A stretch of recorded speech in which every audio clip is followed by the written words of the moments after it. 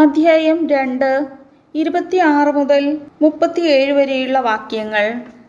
സീഹോന്റെ രാജ്യം കീഴടക്കുന്നു.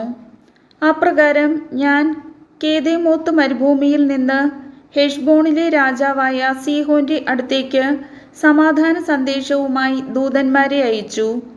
നിങ്ങളുടെ രാജ്യത്തിലൂടെ ഞാൻ കടന്നുപോയിക്കൊള്ളട്ടെ. വഴിയിലൂടെ മാത്രമേ ഞാൻ പോവുകയുള്ളൂ. ഇടം വലം തിരിയുകയില്ല. ഭക്ഷണവും കുടിക്കാൻ വെള്ളവും നിങ്ങളിൽ നിന്ന് ഞങ്ങൾ വിലയ്ക്ക് വാങ്ങിക്കൊള്ളാം. കാൽനടയായി കടന്നുപോകാൻ മാത്രം അനുവദിച്ചാൽ മതി. സെയിരിൽ താമസിക്കുന്ന ഏസാവിൻ്റെ മക്കളും ആറിൽ താമസിക്കുന്ന മോവാബ്യരും എനിക്ക് വേണ്ടി ചെയ്തതുപോലെ ജോർദാൻ അക്കരെ ഞങ്ങളുടെ ദൈവമായ കർത്താവ് ഞങ്ങൾക്ക് നൽകുന്ന ദേശത്തേക്ക് കടന്നുപോകാൻ ഞങ്ങളെ അനുവദിക്കണം. എന്നാൽ ഹെഷ്ബോണിലെ രാജാവായ സീഹോൻ തൻ്റെ ദേശത്തിലൂടെ കടന്നു പോകാൻ നമ്മെ അനുവദിച്ചില്ല. എന്തുകൊണ്ടെന്നാൽ ഇന്ന് നിങ്ങൾ കാണുന്നത് പോലെ അവനെ നിങ്ങളുടെ കയ്യിൽ ഏൽപ്പിച്ചു തരാൻ വേണ്ടി നിങ്ങളുടെ ദൈവമായ കർത്താവ് അവൻ്റെ മനസ്സ് കഠിനമാക്കുകയും ഹൃദയം കർക്കശമാക്കുകയും ചെയ്തു. കർത്താവ് എന്നോട് അരുളി ചെയ്തു, ഇതാ സീഹോനെയും അവൻ്റെ ദേശത്തെയും ഞാൻ നിനക്ക് ഏൽപ്പിച്ചു തരുന്നു.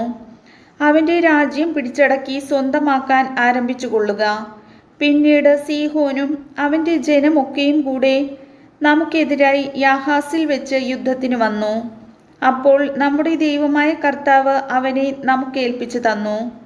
അവനെയും മക്കളെയും അവൻ്റെ ജനത്തെയും നാം തോൽപ്പിച്ചു. അവൻ്റെ സകല പട്ടണങ്ങളും നാം പിടിച്ചടക്കി.